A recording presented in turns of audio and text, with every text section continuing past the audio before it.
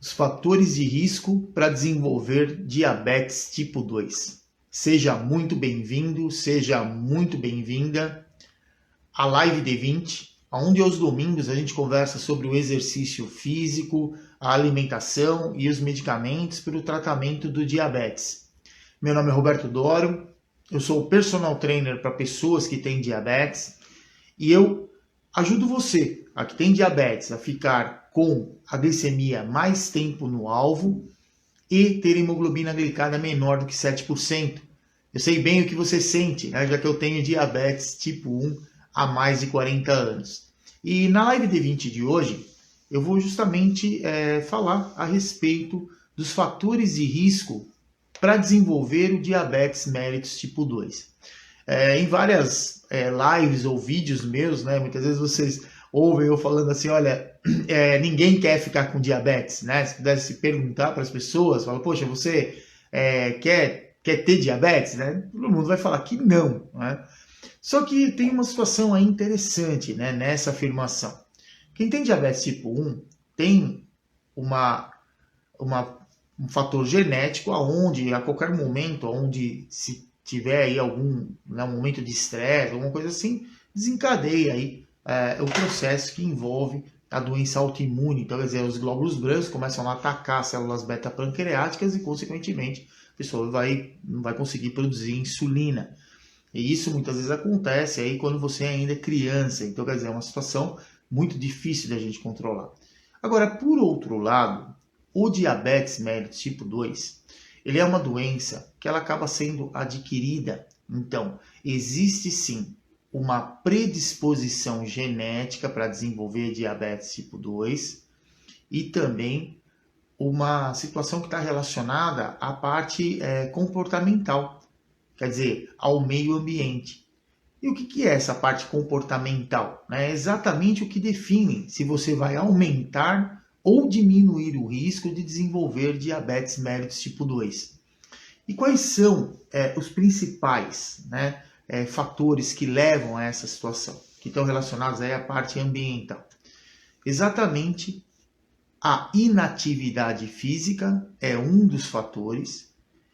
E a inatividade física, quer dizer, quanto menos a gente se movimenta, quanto menos exercício a gente faz, ou quanto menos você, no seu dia a dia, caminha, carrega sacola, sobe e desce escada, situações que são comuns no nosso dia a dia, que são as atividades físicas do nosso dia a dia, quanto menos você fizer, menos você vai utilizar a energia que está armazenada nos músculos na forma de glicogênio muscular, quer dizer, na forma de açúcar, de glicose, e vai evitar que o corpo desenvolva a capacidade de remover glicose do sangue, sem precisar da sinalização da insulina.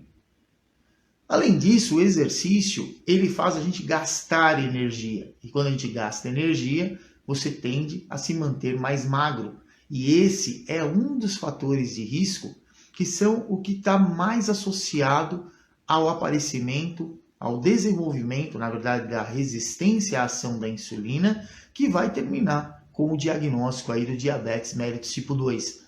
Então, quando a gente ganha peso, o aumento de gordura no nosso corpo, do estoque de gordura, gordura no tecido muscular, gordura principalmente no tecido adiposo, e que muitas vezes, tecido adiposo que eu estou falando são os pneus aí da Michelin, o barrigão, né? Onde o nosso corpo vai guardar aí uma maior quantidade de gordura. O nosso fígado ele também armazena gordura. E esse é o grande problema. Pode perceber, alguns anos atrás, a gente nem sabia o que era esteatose hepática. E esteatose hepática é uma doença que está ligada a um excesso de gordura no fígado. E por que as pessoas estão ficando com excesso de gordura no fígado? Exatamente porque estão comendo muito mais do que precisam e se movimentando muito pouco. E, consequentemente, aumentando a concentração de gordura no corpo. Nosso corpo ele não tem limite para armazenar a gordura. A gordura, a célula adipósica que armazena a gordura, ela armazena o quanto tiver disponível. E gordura é uma fonte de energia para o nosso corpo. A gordura ela não é ruim para o nosso corpo, ela é boa para o nosso corpo. Só que o excesso dela leva a várias alterações no nosso organismo. E dentro, né, que tem maior relação aí com o diabetes tipo 2 é exatamente a resistência à ação da insulina. Então, quando a gente está em repouso, para tirar o açúcar do sangue e guardar ele, né, no nosso fígado, guardar nos nossos músculos e também no nosso tecido adiposo, precisa da ação da insulina. Então, a insulina ela se liga a esses tecidos e tem lá uma série de reações químicas que vão fazer com que essa glicose, com esse açúcar que está no sangue, saia do sangue e fique armazenado e a gente mantenha aí um padrão normal da glicemia. Agora, quando não se faz exercício, qual o primeiro problema que a gente tem? Não gasta energia. Diminui muito o gasto energético. E toda vez que você come, consequentemente, começa a armazenar essa energia. Vai armazenar onde? No músculo, no fígado e também no tecido adiposo. Só que, se no músculo você quase não está se movimentando, então vai armazenar uma quantidade muito pequena de açúcar, tirar do sangue para armazenar no músculo.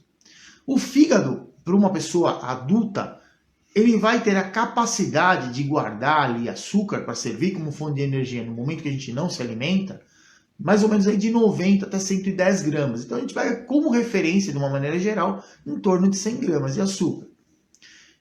Só que o nosso corpo ele não vai desperdiçar energia. Então, se a quantidade de alimento que a gente consumiu aumentou demais a quantidade de açúcar no nosso sangue, no nosso músculo tem um limite superior aí para guardar. E se você não fez exercício, ele vai guardar pouquinho. Vai guardar o máximo que se consegue no fígado, que é em torno de 100 gramas, e o que sobrar? O que sobrar o corpo vai armazenar na forma de gordura, vai armazenar lá no tecido adiposo. Então, olha como o processo natural de comer tudo que a gente quer, né? Porque o problema não é o comer. Eu vejo muito esse comentário, né? As pessoas normalmente colocando, quem tem diabetes não pode comer nada. Muito pelo contrário, quem tem diabetes certamente em vários momentos na vida aí comeu e comeu demais e não se movimentou. E aí qual o grande problema disso? Armazenou energia demais, ficou com muita gordura armazenada. A gordura, o primeiro problema que a gente tem é que ela começa a apresentar resistência à ação da insulina. Então quer dizer, esse processo natural da insulina circular no nosso sangue em pequenas quantidades e se ligar aos receptores que tem aí nos músculos, na gordura e também no tecido, no fígado, para poder armazenar a glicose como fonte de energia, começa a ficar cada vez mais resistente. O que quer dizer isso? Que aquela pequena quantidade de insulina não vai ser o suficiente. E vai sempre chegar a informação falando, olha, fabricou insulina, né, vai chegar lá para o sistema nervoso. O sistema nervoso, você mandou a informação para o pâncreas, ele produziu insulina, só que não foi o suficiente para tirar o açúcar do sangue. Tem um monte de açúcar ainda no sangue. E aí o que o sistema nervoso faz? Manda de novo informação lá, pâncreas, produz mais insulina. E entra nesse processo vicioso, aonde o indivíduo vai ficar com muito açúcar no sangue e também com muita insulina circulando. E aí qual o grande problema de tudo isso? Começa a produzir uma grande quantidade aí de fatores inflamatórios. E fator inflamatório ele dificulta todo o processo no nosso corpo, processo metabólico de uma maneira generalizada. E aí qual o grande problema que a gente tem? Você entra num ciclo vicioso.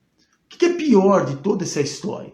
É que normalmente quem começa a desenvolver resistência à ação da insulina, ele não determina, não é diagnosticado geralmente com um exame comum, quando a gente vai lá tirar sangue. Porque normalmente você tira sangue de que maneira? Em jejum. E quem começa a desenvolver resistência à ação da insulina, ele começa a ter alteração em que momento? Geralmente depois que ele se alimenta. Então é um momento que não dá para a gente fazer. Raramente se pede, né, um exame para você fazer a medição da sua glicemia 2 horas depois que você se alimentou.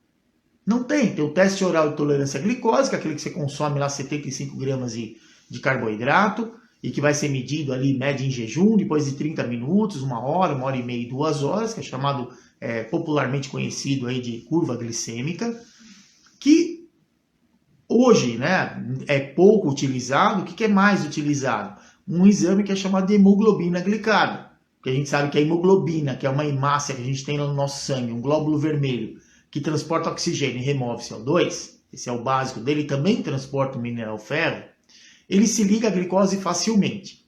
Então, existe um exame aonde se determina o quanto a glicose, o quanto a hemoglobina em um determinado período de tempo se ligou ao açúcar que está lá no sangue. Então, o que se tem como referência? Se tem uma quantidade de açúcar dentro do normal, vai ter pouco açúcar ligado na hemoglobina. Se tem muito açúcar circulando no sangue, vai ter muito açúcar na hemoglobina. E a gente tem os padrões para diagnóstico. Então, toda vez que você fizer um exame chamado hemoglobina glicada, a referência qual é? 5,7% de glicosilação. Então, você fez o exame em jejum, removeu lá o sangue, viu lá que está em torno de 100 mg por decilitro, o recomendado é que esteja abaixo de 100, né? Vamos supor que está 100, 102, ótimo. Só que, qual é o teste que vai realmente falar se tem uma alteração ou não? Normalmente é a hemoglobina glicada, porque essas vezes que não foi medida em jejum, e depois que o indivíduo se alimentou, o açúcar ele aumentou bastante no sangue. Então, consequentemente, vai ter uma quantidade maior de glicose ligado lá à hemoglobina. Então, se o valor estiver abaixo de 5,7% da ligação da glicose aí na hemoglobina, que é chamada de hemoglobina glicada, quer dizer, o quanto a hemoglobina se ligou de glicose, está dentro de um valor de normalidade, não tem alteração no metabolismo da glicose. Agora, se está acima de 5,7% e abaixo de 6,5%, quer dizer, até 6,4%, é o que é chamado de pré-diabetes. O que quer dizer isso? Que o corpo já tem resistência à ação da insulina, já está com dificuldade em produzir a insulina da maneira adequada para manter o açúcar no sangue dentro do normal. O que é o normal? Em 8 horas de jejum menor do que 100 e 2 horas depois que você se alimenta um valor menor do que 140 mg por decilitro. Isso já está acontecendo. Então, em jejum está acima de 100 e depois que come está acima de 140, mas está abaixo de 200. E no jejum está abaixo de 126. Então não tem o diagnóstico de diabetes. Mas se nada for feito, o que vai acontecer? Evolui para o diabetes. E de que maneira a gente pode evitar que essa pessoa que tem pré-diabetes evolua para o diabetes? Exatamente através do que é chamado de mudança no estilo de vida. O que é mudar o estilo de vida? Comer de uma maneira equilibrada e junto com isso aumentar o quanto se faz exercício. Dessa maneira a gente consegue trazer de novo a glicemia para os padrões de normalidade. Todo mundo que fizer isso nesse momento que tiver diagnóstico de pré-diabetes vai conseguir voltar para o normal? Não, porque é algo muito pessoal. Pessoal de que maneira? Você tem o distúrbio no metabolismo da glicose. Como eu falei, existem os pontos de corte. Então, por exemplo, está acima de 100 e abaixo de 126 em jejum. Mas é diferente uma pessoa que está com 103, com 105, de uma pessoa que está com 118 em jejum. A mesma coisa no pós-prandial. É diferente um que 2 horas depois que comeu está lá com 145 de glicemia e um que está com 178 já, por exemplo.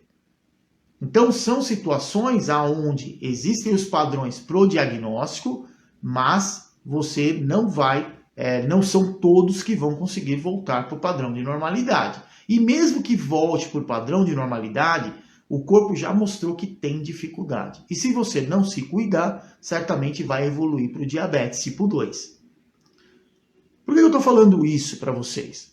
Porque eu ouço muitas vezes as pessoas comentarem, falarem assim, eu não escolhi ter diabetes. Infelizmente isso não é uma verdade.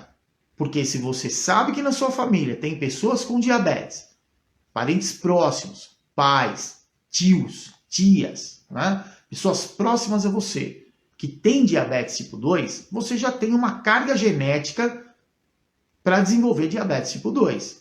E aí, o que você tem sob controle sobre isso? A nossa genética a gente não controla.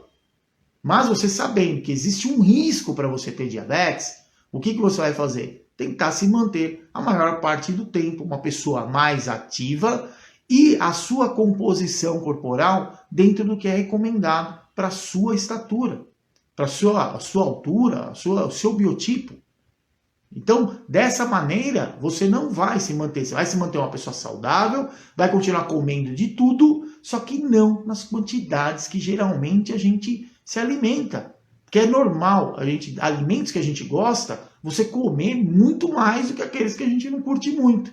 Isso é natural. Só que o que a gente precisa aprender a fazer? A controlar. O que eu gosto, eu vou comer numa quantidade adequada. E o que eu não gosto, também eu vou comer numa quantidade adequada. Porque a nossa alimentação, ela serve para trazer saúde para o nosso organismo. E a saúde de que maneira? Por que a gente tem visto aí as pessoas sendo vacinadas, umas ficam extremamente ruins, né, com vários sintomas aí negativos, e outros recebem ali a vacina, a dose da vacina e falam, para mim não aconteceu exatamente nada. Exatamente por quão equilibrado ou desequilibrado está o organismo da pessoa. Mesmo você olhando para ela, ela está bem, ela está corada, ela está tranquila, mas o organismo, o sistema está trabalhando com dificuldade para manter o que a gente chama aí de homeostasia, quer dizer, que é o equilíbrio em todos os sistemas do corpo. Então, aquele que não está se alimentando bem, não está dormindo bem, certamente o corpo está se esforçando muito mais para manter ele com saúde, do que aquele que se alimenta bem, faz exercício, dorme bem. Então, existe sim a possibilidade de evitarmos o diabetes mellitus tipo 2. E com o conhecimento que a gente tem hoje, mesmo aquele indivíduo que de repente, como eu falei, né, já está com a glicemia um pouco mais alta, apesar de estar com pré-diabetes, mas muitas vezes já entra com tratamento medicamentoso, se ele conseguir mudar o estilo de vida dele, o medicamento pode ser até retirado. E mesmo que não consiga retirar, durante um bom tempo ele vai conseguir controlar com uma dose pequena de antidiabético oral. Isso é algo importante, porque o que a gente vê hoje com o diabetes tipo 2?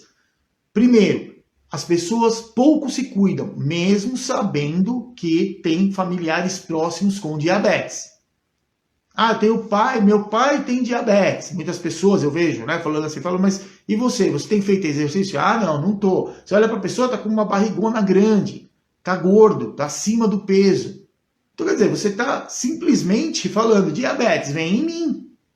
Que a predisposição você já tem. Você está fazendo de tudo para ficar com diabetes e depois na hora que ficar com diabetes você vai falar, eu não quero ficar. Se você não quer, já começa agora a evitar. Isso pode ser feito. Isso cabe a cada um de nós fazermos.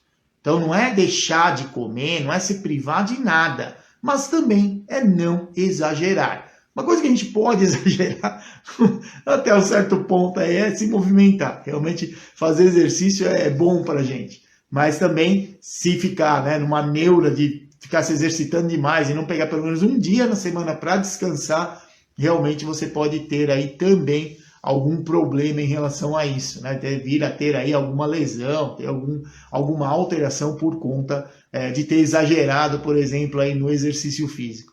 Mas tudo na nossa vida, né, o que é demais, ele é prejudicial para nós. Então, a mensagem que eu quero deixar para vocês hoje é exatamente essa situação. Diabetes mellitus tipo 2, ele pode ser controlado.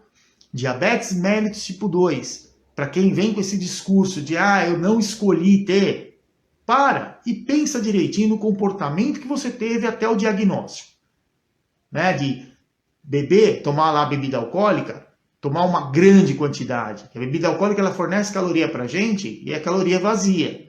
Se for cerveja, então pior ainda, porque tem amido, então vai fornecer um monte de glicose junto com a bebida alcoólica.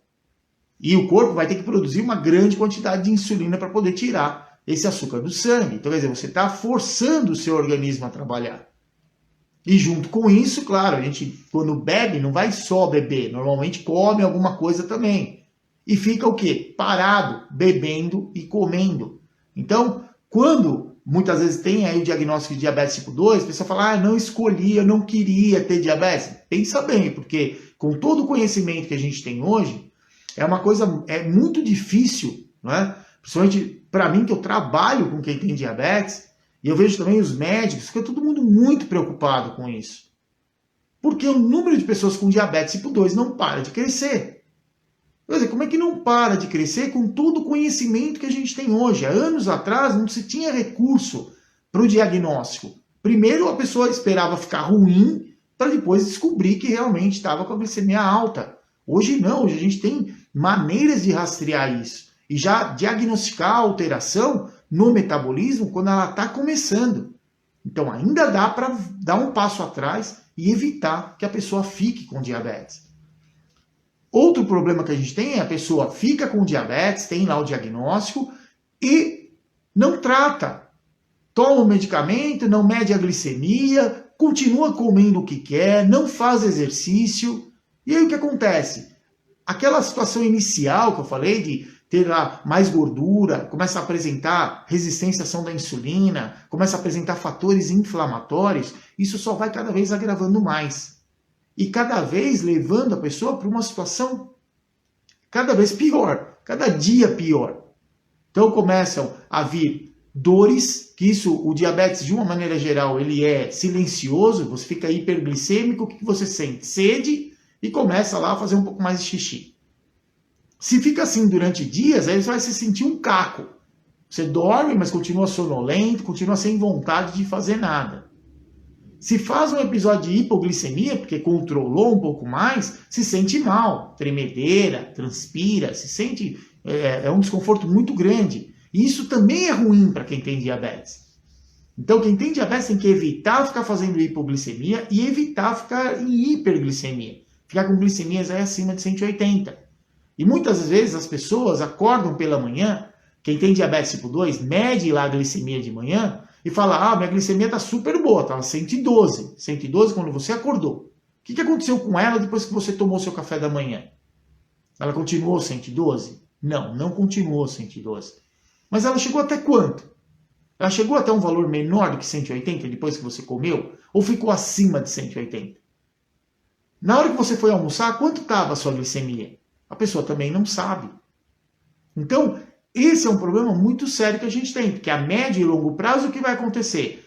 Quando você passa no médico, ele olha lá o seu exame, como eu falei, né, o da hemoglobina glicada, vai ver que tem um monte de açúcar ligado lá na hemoglobina. Então quer dizer que a maior parte do tempo, o açúcar no sangue ficou muito acima de 180. E o que isso afeta no nosso organismo, a médio e longo prazo? Primeiro, afeta a visão. Nessa primeira parte, o diabetes tipo 2 é responsável, é a segunda, terceira doença, responsável por cegueira adquirida. Quer dizer, a pessoa não trata e perde a visão. Outro problema que é muito comum acontecer é com a neuropatia periférica. Vai perdendo a sensibilidade nas extremidades, principalmente nos pés. Então, o que eu vejo muitas pessoas comentarem, falando, nossa, eu estou sentindo, meu pé está formigando, meu pé está pinicando, eu sinto dor. Aí quando você pergunta, mas você está controlando seu diabetes? De manhã tá bom, tá, de manhã e depois, o resto do tempo. E aí quando a gente vai averiguar o tipo de tratamento que está sendo feito, é um tipo de tratamento que não está cuidando direito do diabetes. E aí começa a afetar o sistema nervoso, começam essas dores. Aí a pessoa machuca o pé. Machuca o pé numa situação onde o organismo está com dificuldade em refazer o tecido.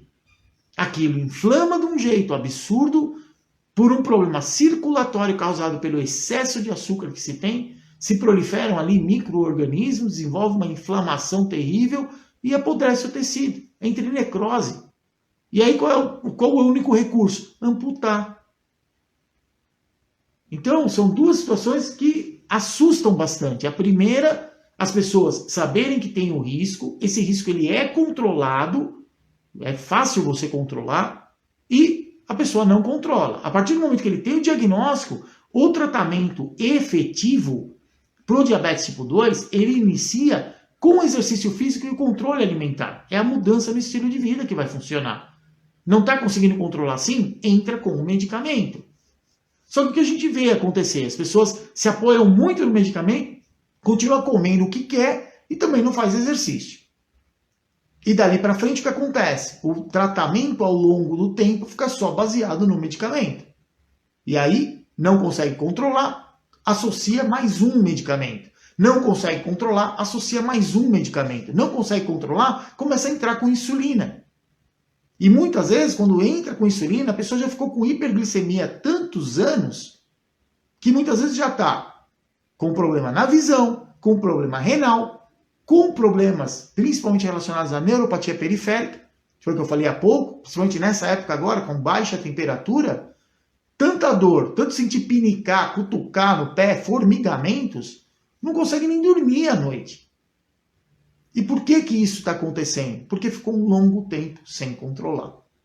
Então eu acho que a primeira situação que a gente deve entender é que o diabetes tipo 2 é uma doença que pode ser evitada. Existe sim uma ou outra pessoa que você olha, a pessoa faz exercício, a pessoa é magra, né, está dentro do peso corporal adequado e mesmo assim desenvolve diabetes tipo 2. Quer dizer, a carga genética dessa pessoa para desenvolver diabetes tipo 2 era tão grande que nem o que a gente consegue, né, entender hoje que vai prevenir deu certo. Mas para quantas pessoas isso? É uma minoria.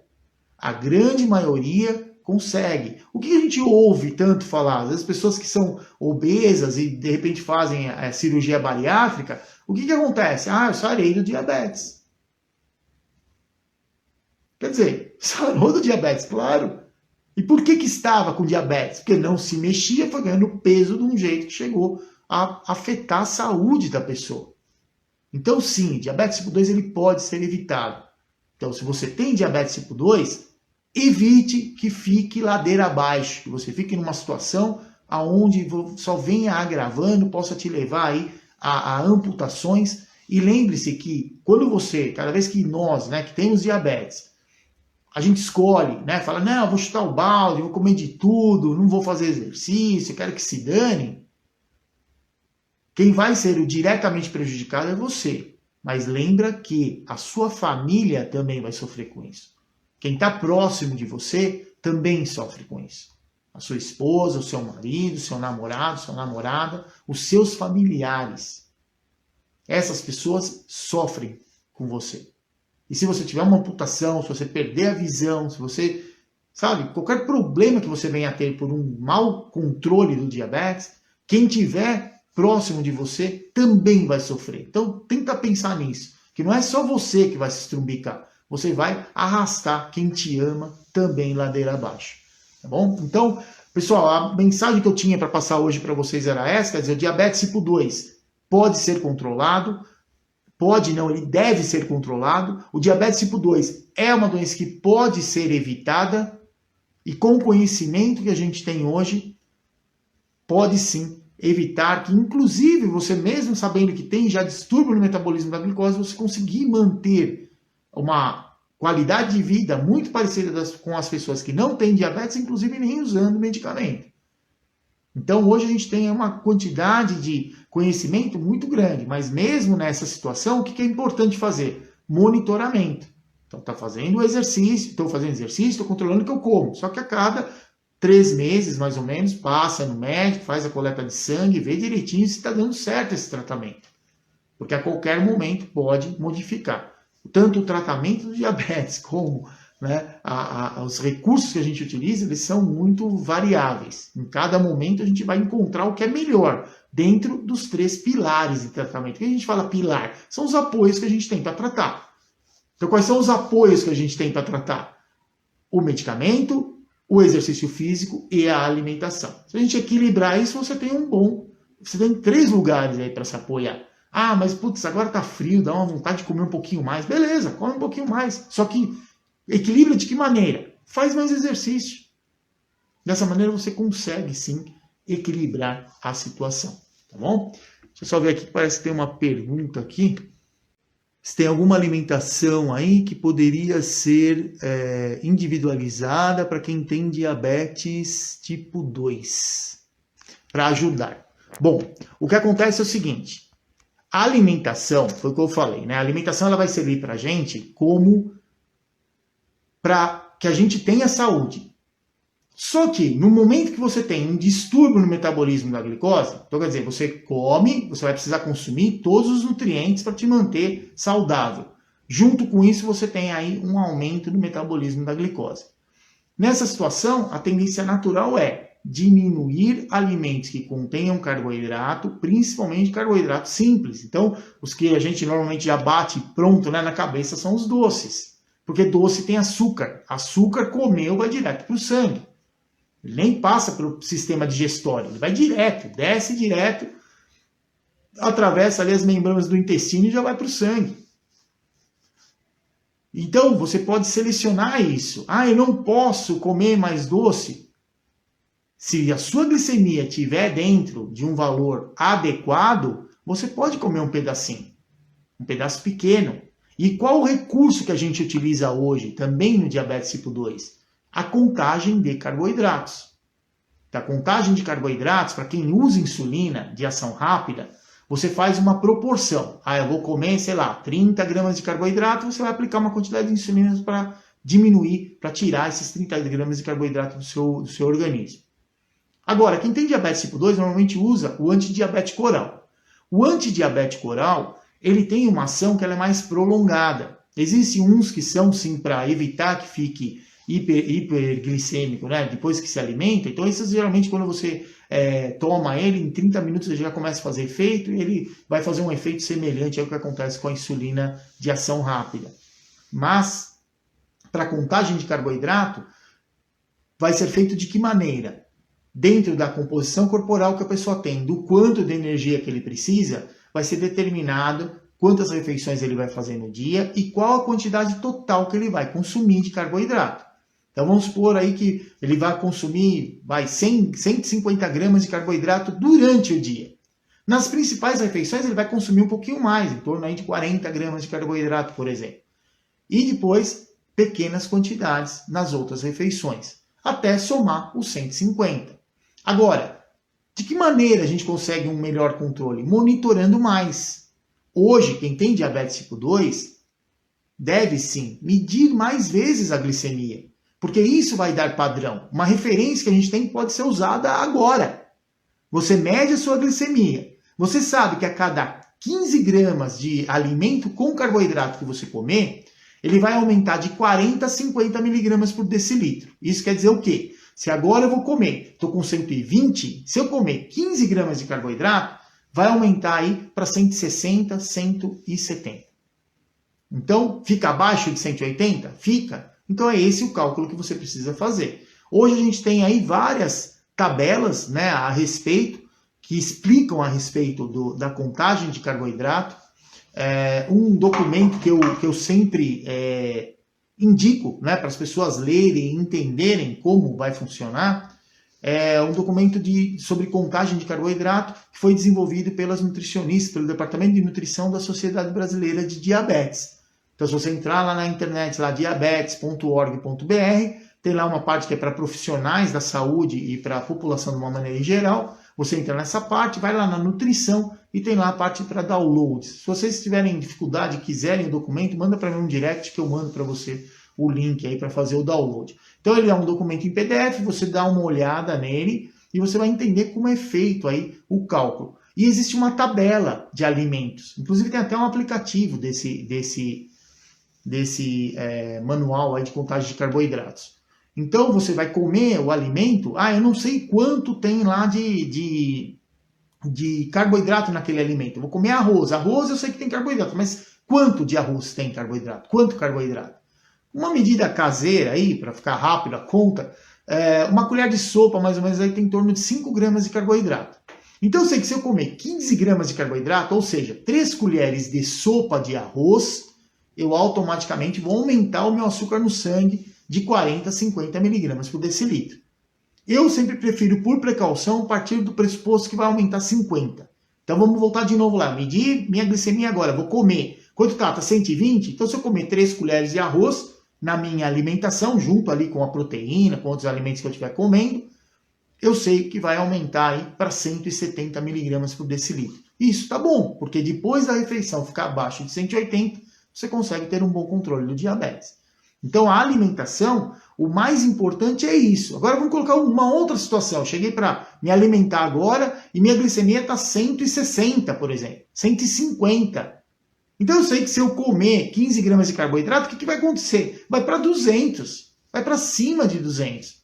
Então para que fazer isso? O que você pode fazer? Reduzir, em vez de comer 3 colheres, por exemplo, de arroz, comer uma só, né? Evitar, ou se possível, evitar comer o arroz naquele momento, substituir aí por outros alimentos que contêm uma quantidade muito menor de carboidrato, né, para algum legume, né, outro tipo de alimento. Consumir proteína, Porque toda vez que a gente come proteína, que a gente come ovo, come frango, carne, come peixes, né? Esse tipo de alimento, ele demora mais tempo para fazer a digestão. Então o que acontece? Você não vai ficar sentindo fome. Você vai comer menos, não vai comer carboidrato, mas vai comer alimento com proteína. E, consequentemente, diminui o tempo para você sentir fome de novo. E nesse período, a proteína, só um pequeno percentual dela, depois de horas, é que vai aumentar o açúcar no sangue. Então é algo que dá para a gente substituir. Naquele momento eu não como carboidrato. E o que você vai fazer? Numa outra refeição, onde você tiver com a sua glicemia mais dentro de um padrão próximo de 100, aí sim você volta a comer, como eu coloquei aí exemplo, né, de 3 colheres de arroz, que eu vejo que muitas pessoas com diabetes tipo 2 sempre perguntam, né, a respeito, falam, poxa, o que eu posso substituir o arroz? O detalhe é que você não exatamente precisa substituir, o que precisa é consumir uma quantidade menor e, além disso, medir a glicemia antes de você comer. Que é diferente você se alimentar agora com uma glicemia de 110, de 120, ou se alimentar agora com uma glicemia de 180. Isso vai fazer realmente toda a diferença aí no tratamento. Então é essa consciência que a gente precisa ter. Ah, poxa, eu fui medir agora, não deu para eu comer mais, eu estou tão afim de comer arroz. Tudo bem, pega, come lá proteína, come outros alimentos, espera ali um período, né, uma meia hora, 1 hora, vai fazer exercício. Quando você voltar do exercício, se sua glicemia tiver 80, você come um pouco de arroz, não tem problema. Então é muito simples, né? É só uma questão de ser disciplinado. Então, sim, guardem a informação. Diabetes tipo 2 pode ser evitado.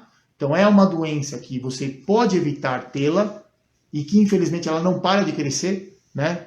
Não só no nosso país, mas no mundo de uma maneira geral. Mas é algo que sim, a gente pode evitar e consequentemente aí não ter. Ah, mas poxa, já me danei, não dá, já tenho. Então se controle para que não fique cada vez mais grave e que você consiga ter uma vida saudável e muito parecida com as pessoas que não têm diabetes, tá bom? Então, muito obrigado a você que me acompanhou até agora, obrigado aí, né, pela pergunta, que a ideia da Live D20 é exatamente essa, a gente conversar, né, sobre os 3 pilares aí no tratamento do diabetes, e eu sei bem o que acontece com cada um de vocês, porque eu vivo isso comigo há mais de 40 anos já. Então a gente sabe aí que tem momentos que mesmo você, não vou comer, e mesmo assim a glicemia aumenta, não abaixa. Acontece porque tem a parte, tem dias que a gente está mais preocupado, tem dia que está, né, mais apreensivo, e tudo isso aí afeta aí o nosso organismo em relação ao metabolismo da glicose. Mas um dia depois do outro. Hoje não conseguimos um bom controle, amanhã a gente consegue e vamos cada vez tentando aí no desafio, né? Eu convido vocês aí a acompanharem os meus stories, eu sempre tenho posto lá, que é o desafio aí, glicemia no alvo. Então, quer dizer, o quanto a gente consegue, né, durante o dia, na maior parte do tempo, manter a glicemia menor do que 180 miligramas por decilitro. Então é isso aí. Muito obrigado a você que me acompanhou até agora. Lembrem-se que o conhecimento salva e que o exercício é tudo de bom para quem tem diabetes. Um abraço, até mais!